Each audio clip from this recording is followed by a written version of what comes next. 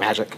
Okay, so to introduce this project really quickly, I guess from about 2007 to 2010, I worked on a book called Function, Restraint, and Subversion in Typography. It's a very long name. It was not my idea. From like the proposal through to writing it, and then it was finally released in 2010, I think. So this is going to show that project from the proposal stage through to the very last bit of it. The actual book, let's see if we have something that kind of, here's the proposal. This is what it was originally called. Cool name. And then later, the sales department had me add in typography, and then they ruined the book and doomed it to no sales. So this book is a collection of new, modernist, minimalist, kind of brutalist typographic design. So everything in it is very kind of stripped down, raw, very sort of black and white. I'm going to show you some slides from the actual book proposal that was sent to Princeton Architectural Press. So the book proposal is basically this document that lays out, here's this idea for this book, here's like what's happening in the world right now, like in the design world where it makes sense to make this book.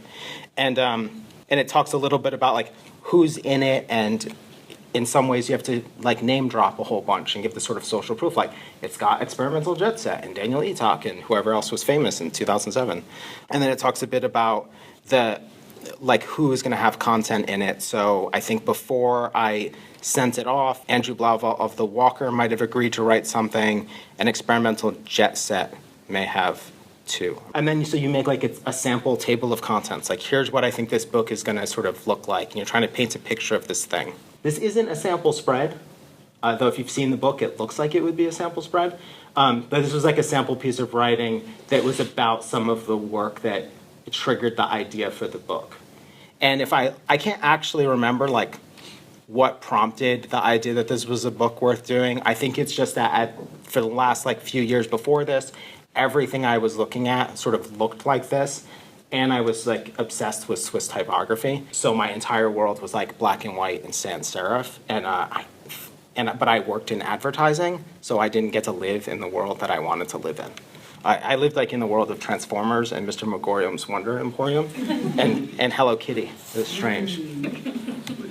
And then like this was a text from Experimental Jet Set that I think at the time I was proposing using, and instead they ended up writing something for the actual book. And then this is like some of the stuff they ask you to put in a proposal. So at the time, I think there was a PDF on Princeton Architectural Press's website that literally was like an outline of like, this is what should be in a proposal. And it was like my Bible. So it's like, what is the market? Like, are there other books like this? Who are we selling this book to? What's happening in the world that it makes sense to do this? Like the Helvetica movie had just come out, I think. Richard Hollis's book, Swiss Graphic Design, had come out a year earlier, maybe. So there's a lot of stuff like in that kind of vein. And then these are spreads that show like some of the designers and work that would be included in it. And strangely, I feel like some of these might look exactly like spreads in the actual book. So the design of this thing pretty much just looked like stuff I made at the time. So like the typeface running along the top is Berthold Accidents Grotesque, bold condensed in black and a process color, because like that's all I did. And then the like text typeface was Century Schoolbook, because I fill up my house with lots of old books from the 50s, and that was like the default typeface for the insides of books. What that had to do with this, like, had nothing to do with it, because I wasn't thinking about this as being a real design. It just needed to like look like a thing. But that ends up being kind of critical later. They take the proposal and they show it to the editorial board, which is like a group of people who meet maybe twice a year at Princeton Architectural Press, and they decide what books to do or what you need to do in order for them to justify making your book. So they said, can we see sample spreads of how this book might look and read? So then I went and sort of designed some sample spreads. And at this point, I tried to make stuff that looked nothing like I was normally making. Because my fear in showing the proposal, Princeton Architectural Press has an awesome design department.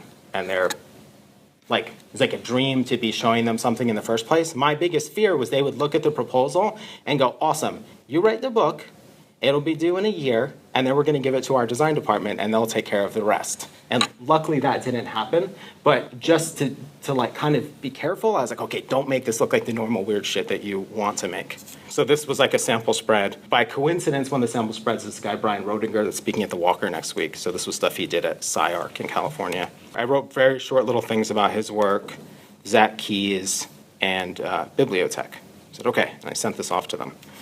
And then they sent me an email that said, congratulations, we want to do your book, but we want it to look like the proposal, which completely confused me because, again, I thought the proposal was like a liability, not an awesome thing. But apparently I was wrong and I have bad instincts. And then they sent like this schedule. And so by the time they sent this, I was working on another book, and that book was completely haphazard and insane. Like I was designing the book and writing in InDesign. Like that's how we were doing it.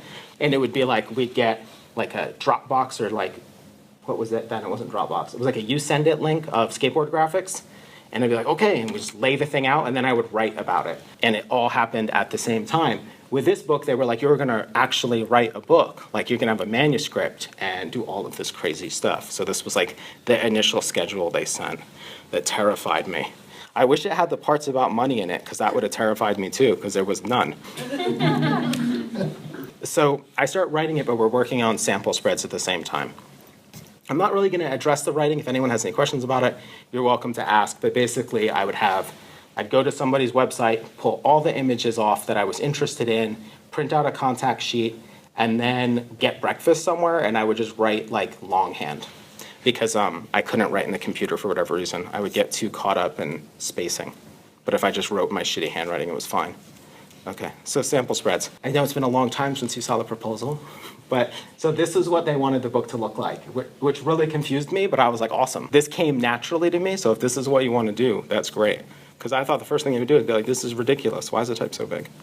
But no. So this was one of the first sample spreads, I think.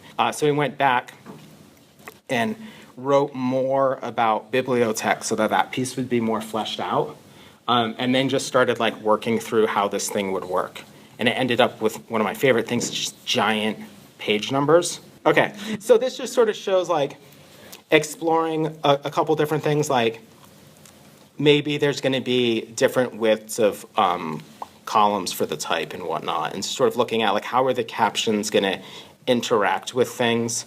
Whenever possible, the caption should be directly underneath the thing, but it should also just sort of move left to right across the page. So one of the things that's crazy about doing this kind of book is you get all these different images. So like sometimes you have a file, sometimes you have a photograph, sometimes you have an unbelievably shitty photograph. It's so completely across the board that it's like, if it was all photography, it would be beautiful because you could just crop in and have it work with the grid and every layout would work. And so then we get back these scans of stuff with notes in it. And this was actually awesome. I usually hate feedback from people, but when you get feedback from someone that actually knows what they're talking about, that's amazing. So getting like these notes about readability and stuff like that was really helpful, and like learning how to set like an ellipsis was cool. I don't know, I was really stoked on the notes at this particular phase. I can't really read this. These seem like they might be illegible at this size. Okay, I will take care of that. More sample spreads, working through more of like the book, so like the table of contents, how the actual essays will work. This is, I think, before the essay was written, so it's in lorem ipsum, which I would never do now, but I had to do that at the time. Though it's interesting because most of their feedback was always based on real things. So like you can see this thing changed 2 pages ago. It was it has spacing between things, and now it's like a solid column with indents. I just noticed, I don't even remember making this, but apparently at this round, there was this idea of doing these big 2-page spreads of showing someone's work in context. I don't remember if it was only people who did physical, like installation-y type things or what. That was kind of a nice surprise. I think that idea was probably abandoned because like everyone's photography was always terrible. And then we got into like the full book design. So at this point, the whole thing has been written, and any edits are going to happen inside the actual like InDesign documents. So we get like a title page, and the type is no longer justified anymore. It went like all rag right. It was like really, really tweaked out. I feel like every single line has a soft return at the end of it. The table of contents got really cool. I think. Did you choose to do the ragged versus full justification? I think we were just having a conversation and like it wasn't working for them. And I was like, yeah, I'll try it. And it was cool. I liked it better, so it was all good. I can't tell what's going on down in the captions, but they got really pretty. Something with this color started happening. Little like footnote-y thing. I don't know. It's cool though. Oh, there were footnotes in the copy every time there would be actual work shown.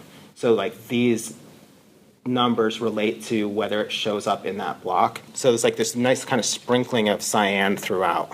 Cool. I think this type got a little bit smaller. And then we had interviews, and like the way the interviews worked was we just took the text pages and just flipped them inside out so that they were like now white on black, which I really like is like you didn't have to think about a decision for a project that's supposed to be super stripped down, and then they naturally form some drama. And one of the things that was like an accident with this book is like when you make a book like this, everyone flakes out on you and they don't send you anything. And it doesn't matter whether you've written about their stuff because you don't have any pictures to show. This happens with every book that I've done. Because a lot of it was book design, what was kind of amazing is we could just show like tons of pages, which you don't normally see in these kind of books. Like usually you see a few spreads a little bit bigger so you could see them, but we could just kind of show things really unfolding, which was really cool. More and more edits in the form of these beautiful PDFs that I haven't looked at in years because they were mildly traumatizing at the time. And then this is just thumbnails of the entire book. Another advantage towards people flaking out and being like, oh shit, we have an extra 14 pages. And so then it's like you blow some stuff up, move everything over, because the one thing you can't do is go back and say, hey, the book is no longer 256 pages, as I found out, like, doing it. So this kind of just shows you the entire thing unfolding. And this is weird because this runs entirely counter to everything I teach about design, which is like, never just have one idea, never just show one idea, and especially don't just have an idea that's like, oh, I like accidents grotesque, but whatever, shit, that's how it goes. So that's the entire book happening. So I'm gonna get into the cover design. These were like the first covers. It was weird, it's like the covers had to be done super early in the process because they needed to show up on stuff like Amazon. And I think by now it's changed, but when this book came out, there was like, if you went on Amazon or any book index, it was a totally different cover than the actual book had. So these were the first covers, and I think the idea was like they should feel like the book and be as like stripped down as possible. And we had to deal with like the in typography thing because the title was just too long. And this was like before I understood like not to trust anyone. So the sales department came back and said, we think the title is too vague. Can we add in typography? And the editor thought that was a good idea, and everyone thought that was a good idea. I thought, oh, these people all know what they're doing. I trust them. That was a terrible idea, and I should have just said, like, let's come up with a new name, because this name is awful, and it, like, I will never say it out loud, because it's so long and terrible. And we even had to sort of design it to try to get rid of the name a little bit. So it's like another cover option. This one is, I think this one's awesome. I actually think they're all awesome, because I'm an egomaniac. And I love this one. I forgot that this even existed until I saw it today. Super crazy. So, like, you can't read the spine at all, which I just thought would be like, if I saw that, like in the walker, I'd be like, holy shit, what is that? They were like not feeling it. So they came back. They said two things. Like the cover didn't feel kind of substantial enough, it's like, or conceptual enough, I think was the deal, which was weird because the whole book wasn't conceptual. So it's weird to have a conceptual cover. And they sent these kind of, I didn't show them because I was like sort of embarrassed for them that they did this, but they sent these kind of lame-o sketches of like pun-oriented covers. So I had to go back and come up with some new options. So, and they wanted to do something cool with materials. So like this was one of them, and it was like black embossed thing on a flat black background. I think that's what it was. And then this was another version of it. I think they said like not enough. Like you got to do more. Okay, I'll do more. So I reworked this one, I believe, and then started talking about like materials because they said like it needs to be fancier. So it was like, okay, this will be a black ink with like or with a foil stamp or a varnish emboss, and then maybe this could be like a white foil stamp, like maybe it's on black paper. It'd be like very kind of badass. Light cyan represents a blind emboss on the word subversion. So this was like directly inspired by the stuff that they were trying to do and like trying to meet them halfway. Like it needs to look like my book and have my sensibility, but like I'm willing to like be a little bit cute. what was this one? A bold, brutalist statement that fills up the whole cover with an interplay of type, shape, and texture. So this whole thing, all of this would be, all the gray stuff would be a blind emboss. It's kind of a nice idea too. And they came back and they said, you can't afford any of that because you agreed in your contract that the cover would be 4 colors on plain paper. I was like, why did you ask me to explore embossing and whatnot? So then I came back and I think I did more versions. What is this one? Okay, this was part of that second round. This was gonna be silver and cyan. This was awesome too, and whatever. So he came back and said, like, you can't do any of that. Okay, fine. So then I have a missing round of 6 pages that I don't remember what they look like, except for one has every single image from the entire book in the spot it shows up. So you just pick it up and it's like this insane black. And then it just says like the title at the top. It was actually really nice. And it didn't say the title at the top. It was super weird and it looked like a 60s architecture book. So the cover was in Helvetica New, and it was inspired by this book I had of an architect where the cover didn't have anything to do with the interior. And I was like, cool, that's what I'm gonna do. And they weren't feeling that. So that round is like disappeared. I can't find it. So then it came back and they were like, okay, do this one. So do the second one we asked you for. But what's funny is like looking through all these, I completely forgot that these existed. I'm like, that's awesome, that's awesome. I already knew that was awesome. That's awesome, that's awesome, that's awesome, what the fuck? So, weird stuff. Let's see, so that was the cover design, and then the book was done. And it was a long, arduous, frustrating process. And at one point, deep into the book design, they got weird about the Century School book for the text typeface. And they were like, why is it Century School book? It's super old-fashioned and odd. And I was like, because it used to be like the default typeface, and I kind of like that idea, like pulling out an old sort of default that's like now weird if you use it. And they were like, oh, okay. But it was odd because we were really far into it when they asked about it, and I was like, I can't even imagine what it would be otherwise at this point. Like, I've done 5 full versions of this book in this typeface. I can't all of a sudden be like, all right, something else, because I can't think of anything, because it could only be that at that point. So thank you. Does anybody have any questions or anything? A lot of your cover mock-ups had a really wide spine. What was going on with that? Because you knew it wasn't going to be a 1,000-page book. Yeah, I don't know if I measured the 256-page book or not. I'm not sure why they're so wide. Let me see what the actual, oh yeah, the real one's pretty narrow. Yeah, I don't know. So one of the problems, like, in doing this is that, like, my process today is so radically different than how I would have done this. I would never just propose, let me write a book about this thing without having written a decent chunk of it to know if that's a good idea. Because when I was nearly done with it, I actually hated a lot of it, because it's like, all right, I'm gonna write about another person that does CD covers with foil stamped Helvetica.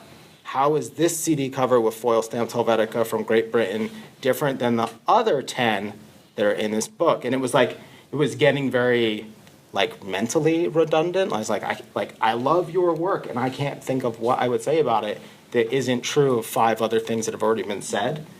And if I had done it in an organic fashion, I would have figured that out and maybe it's been like, okay, I'm not gonna write about individual designers. I'm gonna write about big chunks of things, like here's 4 people that are kind of like in the same lane. And to the same extent, now I would just measure it right away. Or I would be difficult and be like, can you get me a paper dummy right now?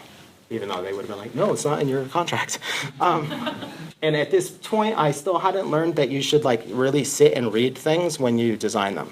Like, luckily, this book worked out to be pretty readable because the people who controlled it knew what they were doing. But in general, like, I would proofread it, so I'd be like looking for problems. I never at one point printed the whole book out, put some binder clips on it, had a cup of coffee, and sat down and read it like a normal book. I don't know if it would have changed it that much, but I never did that, which is like painful for me to acknowledge.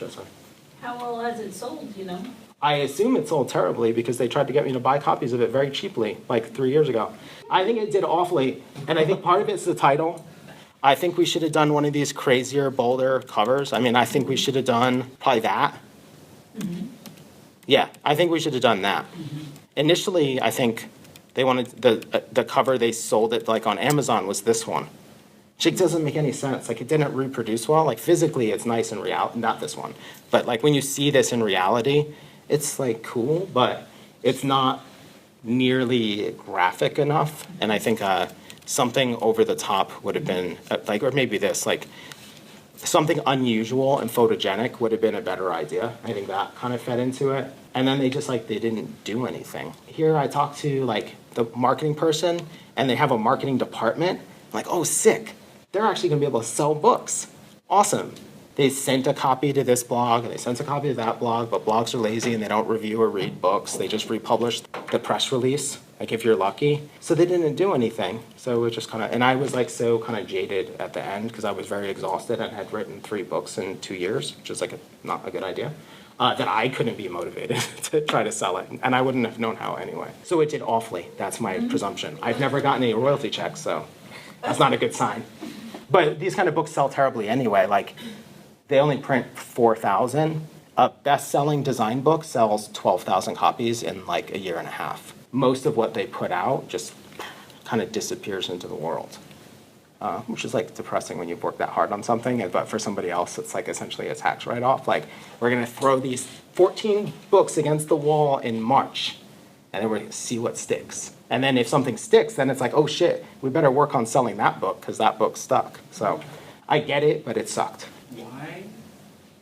If it was like, I don't know, it just sounds like, it sounds like such a painful process just for, like, the heck of it.